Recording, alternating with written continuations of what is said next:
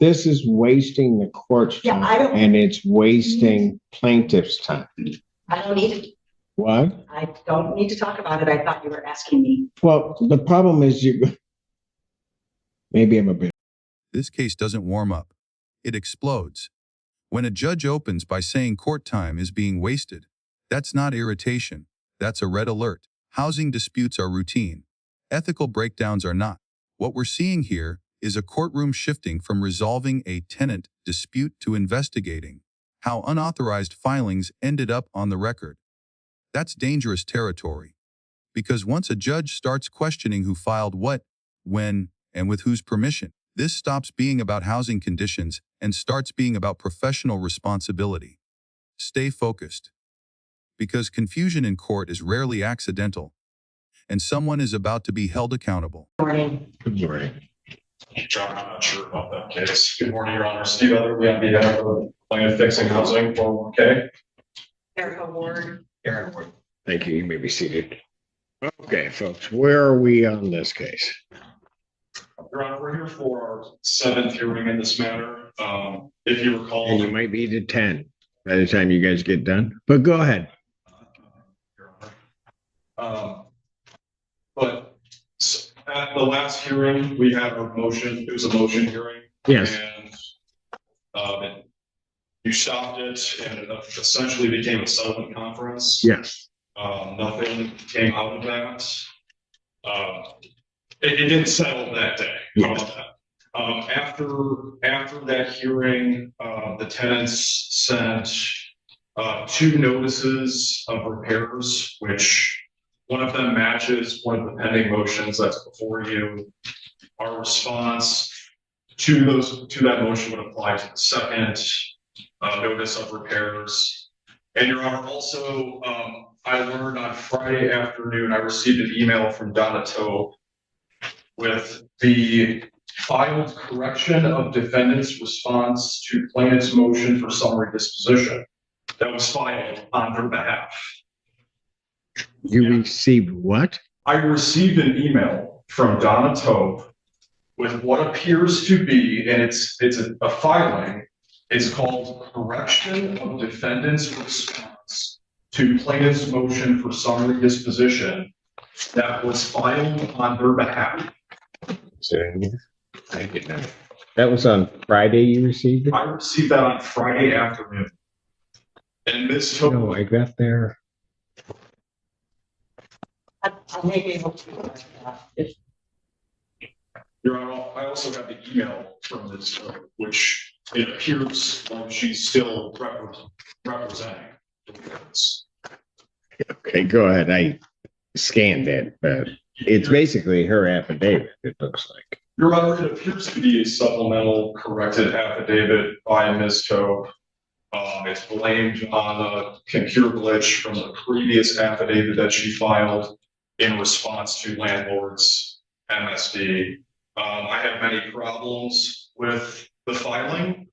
At December 19th hearing, you ordered a moratorium on plaintiff's motion or party's motion practice, and it does not appear that they asked you for leave to file this corrected response to our MSD.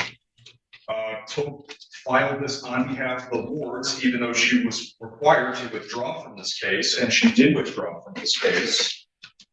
Tope's filing in her email, which again, I have the email, which demanded a copy of landlord's MSD. So it appears that she's still acting as counsel on behalf of the tenants. And tenants are responsible for their filings. They can't plead ignorance to this. The filing and Tope's affidavit are dated January 8th. That's 2 days after our last hearing.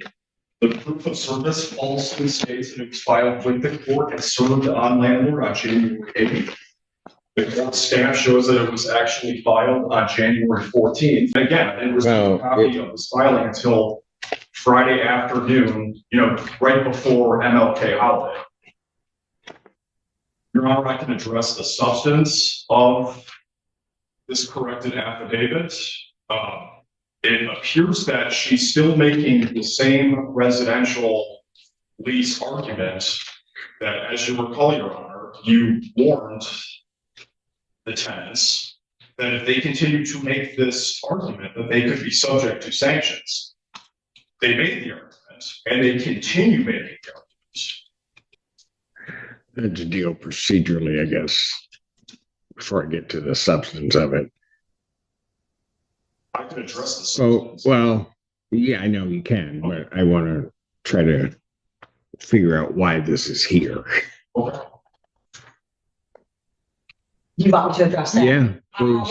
I had no idea as to procedurally. All I did when we left is said, you know, your affidavit was like glitched, incorrect, you've got stuff. And so I didn't ask her to do anything. She's not representing us. She just said, hey, just so you know. So what she says in her affidavit as a witness, I didn't have anything to do with it, and I didn't even realize it would be an issue.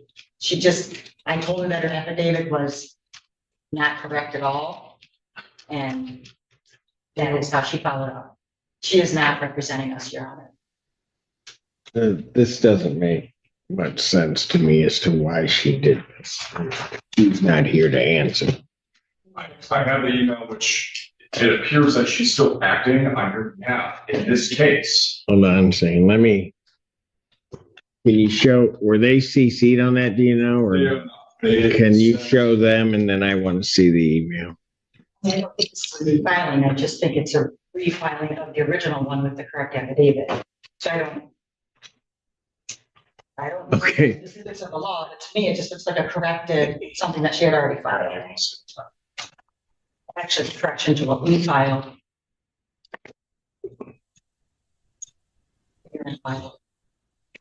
Mr. and Mrs. Ward, I guess it would be one thing if you had filed something saying, here's the corrected affidavit. And if you went to Ms. Tope and said, this is all wrong, here's the corrected affidavit, and you guys sign off and you file it. That's one thing. This is a whole other thing along when you take it in the context of that email. I don't know why she's still communicating with counsel. It doesn't make any sense to me. I did not ask her to do that at all. And I understand what you're saying. It would have made sense for her to correct her affidavit and hand it to us so that we could submit it. I have no idea why she did that. So here's where we get into another thing. She filed this without your permission. Yes.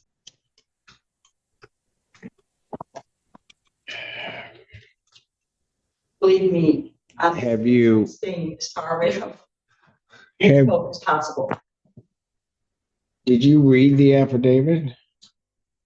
The initial one, No, I understand the initial one. Did you read this doc? no, actually, I didn't. I did not. I did not know. Updated, I mean, because I didn't even realize that usually when we submitted it, that we submitted something that had pages mixed up. Your Honor, they're still responsible for their filings. Yeah, but I don't know if that's their filing. She mentioned about the pages being mixed up. Their response to our MSD, they are still responsible for their filings. That's all. No, I understand that, but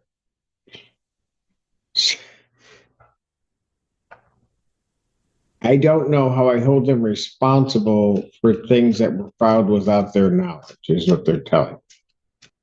That's the difficulty I'm having, right? Is that, procedurally, if Ms. Tope came along and filed this, but had gone to them and said, here, this is, I see what you're saying, so I need to correct this. Here's this, I'm going to file this. That might be one thing, but that's not what I'm hearing here. I'm hearing that this was filed. You guys didn't have any knowledge as to its contents. Correct. I did know that she corrected it after the fact and submitted it after she did it. I had no idea any implications that would come of that. You had I hear knowledge now that she that didn't, that she did what? That she fixed it after the fact, but she never told me that she was. What does that mean? That you had knowledge that she fixed it after the fact? She told me she did it after she sent it to them, but it was already done. She never asked me if she could do it. So after, when was that? At some point after they received it. Well, they just got it. We received it Friday afternoon.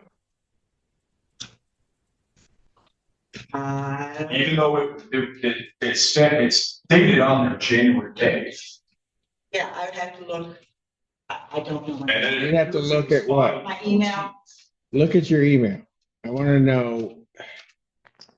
Actually, there's nothing in here, so she must have just told me that she would fix it.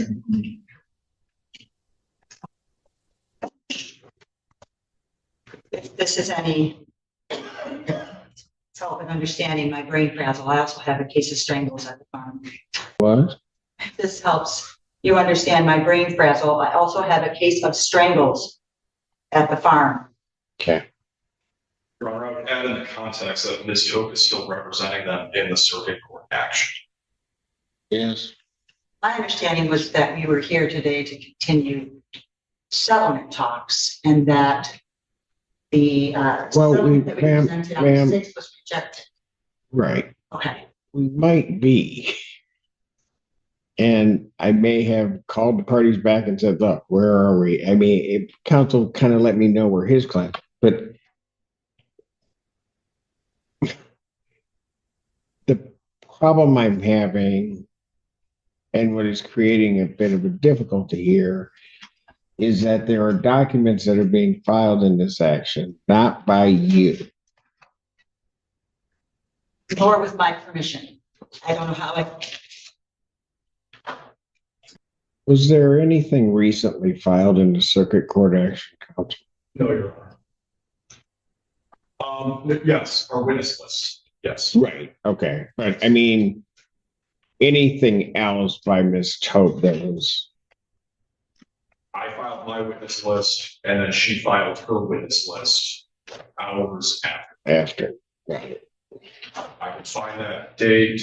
But to my knowledge, Ms. Tope is still representing the wards in the circuit court action. And it seems like they were still having communication in this case. Yeah, and the communication I don't necessarily have a problem with. What I have because I don't know that I could stop that anyway. But what I do have a problem with, so when things are filed before this court, presumably on your behalf, but without your knowledge, that just it. And then counsel has to spend time looking at it and trying to respond to something that you guys didn't file. And you don't even know what it is at this point. Tonight? No, we just don't have it I don't think either one of them said they've seen it before today. Did you see it, ma'am? we talked about it, so that she was updating it, but neither one of us read it. No. I get that there can be these conversations, Yes. right? I mean, and I don't have a problem that she was going to update whatever. Right. Have you No. seen what was filed in court on your behalf? No. Do you know where Miss Tope is right now? Because I'm going to tell you, I'm a bit, just a bit. Can you take that up with her? Well, I intend to, but here's the problem. Yes, I don't think the parties, and I'll just say this on the record, I don't think the parties were all that far apart in terms of how this matter could be resolved. That's just this court's view. But I also have these motions before me that I need to rule on. But at each, and so we come back here, regardless of what the parties thought may happen, might not, whatever, right? She then interjects herself, and quite frankly, interjects herself in a way that for an attorney to do it, for anybody to do it is a bit appalling. For an attorney to do it is tenfold that. This moment is critical. A motion for summary disposition is not casual paperwork. It asks the judge to decide the case without trial. That means every affidavit attached to it carries serious legal weight. When the court had already imposed a filing moratorium, any new document entering the record without permission is a problem. And when that document is dated one day, stamped another, and arrives just before a holiday, it raises immediate fairness concerns. Judges care about timelines because timelines protect due process. Ask yourself, if one side is forced to scramble because of surprise filings, is that justice or procedural ambush? Because in effect, let's look at it this way. If Ms. Topper represented you, she shouldn't be filing anything with the court that you have not reviewed or she has not gone through with you and you have not seen. But she's now filed something, not as the attorney, on your behalf, and you have no idea what it is. I understand. I should have taken her affidavit and had Aaron submit it. That's a correction. I'm not going to tell you what you should do because I mean, I haven't looked closely at what she submitted vis-a-vis the other part, but you can't respond to her affidavit. As a witness, I thought because she was a witness to the No, but the affidavit is submitted as part of a motion for summary disposition. So if we go forward with the motion for summary disposition, you don't know what that says. Right? Right. I mean, I have a general idea, but no, specifically, no. You don't know what it says. Correct. The only general idea you may have is what Ms. Tope in the moment told you she was going to do. But you don't know what it says, do you? No, not specifically. So if I have counsel respond to the substance of this affidavit, I just want to be clear. You can't respond to the substance of what's been. Okay. No, I mean, that was a question. Oh, I cannot give you the specifics of the substance of what was filed other than it was the affidavit. And I know in general, as a boarder, what happened with her horse and the injuries sustained due to the fencing. And the witness that she is to the collapsing buildings and the fallen trees and the heavy equipment. But this is wasting the court's time, Yeah, and it's wasting plaintiff's time. I don't need to. What? I don't need to talk about it. I thought you were asking me. Well, the problem is maybe I'm a bit unclear. Counsel receives this on Friday. That requires him to do certain things, increasing the cost to his client. He comes here and then has to spend time in this courtroom making an argument regarding something that you don't know anything about, but are connected enough to the person that filed something on your behalf. That's a problem. Your Honor, I would just also add, this has been a pattern. We've had hearings set and tenants file motions and send them to me 2 days before the hearing. This is a pattern. No, I get it. I get that part of it. And most of that stuff we can sort through, but when that was happening. I think we got the motion for summary judgment the day we were coming in here. No? Well, You may have gotten it, but I think somebody. Yeah, I had to file it. It wasn't noticed for the same day. I'll let you go ahead and argue your motion. All right, go ahead. Your Honor, would you like me to address the affidavit? Yeah, I knew we were gonna get there. Yeah, I'm gonna let you do your motion. It's a fair question as to whether or not. Your Honor, Hang on a second. Court's gonna stand in brief recess. All rise. County Washington State of Michigan, down back confession, the Honorable Judge K. You may be seated. Back in the case of fixed housing, 401k plan versus the wards. Here's what I'm going to do, much to your dismay, because I'm going to give you an eighth date.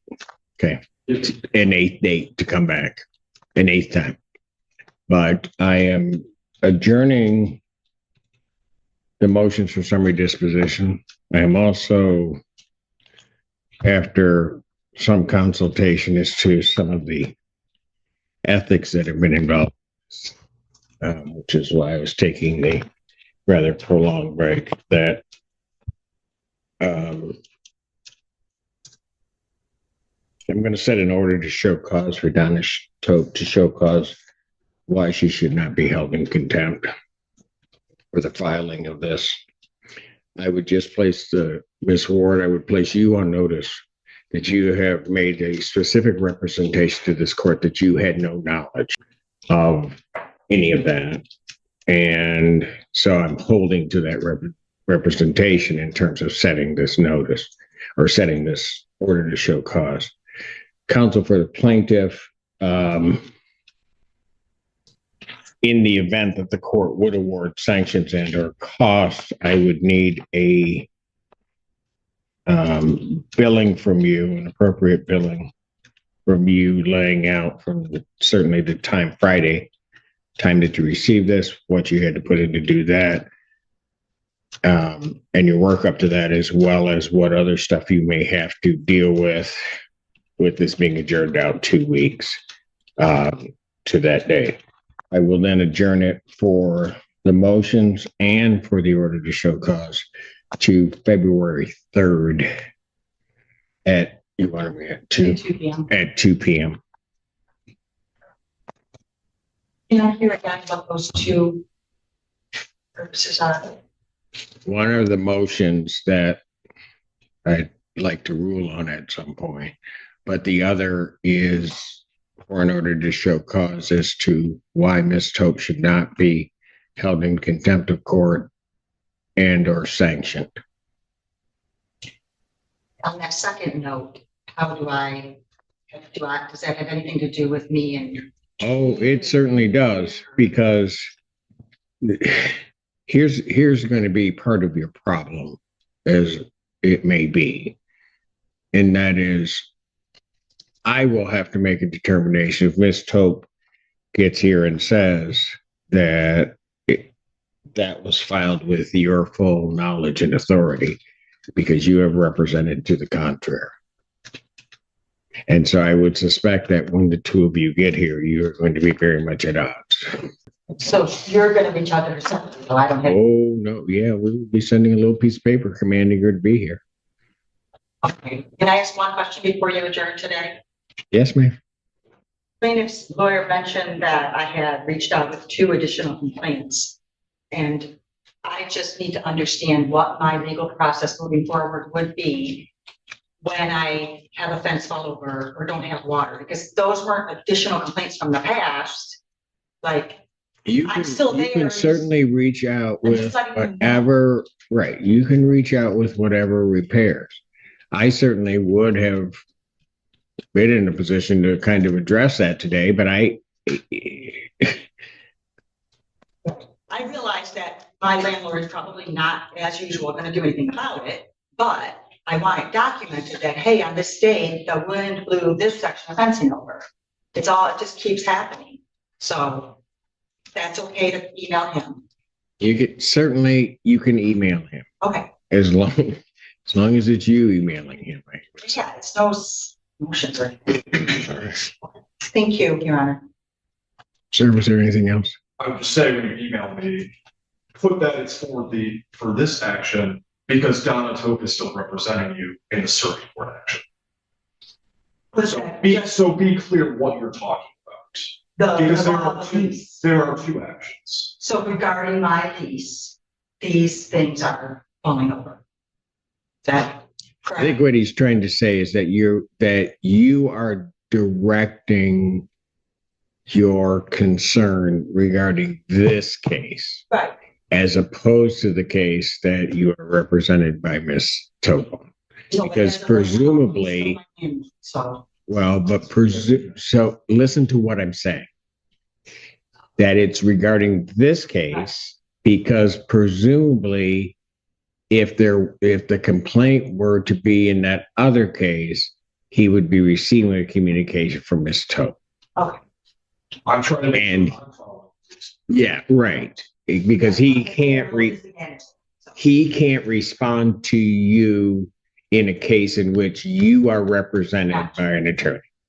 So you have to make it clear that this is the case you're dealing with. Okay.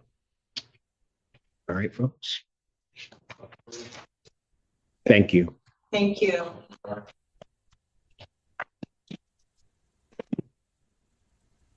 And so that, I guess one other thing, I was not aware of that filing because it had gotten put into the file and there was no judge's copy that was presented to the court. So it did not come to. By the end of this hearing, the underlying housing dispute takes a back seat to something far more serious. Courtroom integrity. Judge Simpson adjourns the motions, freezes progress, and issues an order to show cause, demanding an explanation under threat of contempt. That's not a warning, it's escalation. The tenants are conditionally protected, but only if their credibility holds. The attorney now faces potential sanctions, discipline, or worse. This case is a reminder that even valid claims can collapse when procedure is ignored. Courts run on trust, transparency, and rules. Break those, and everything else stops. If you found this case as shocking as we did, make sure to hit that like button, share your thoughts in the comments, and don't forget to subscribe for more jaw-dropping courtroom breakdowns.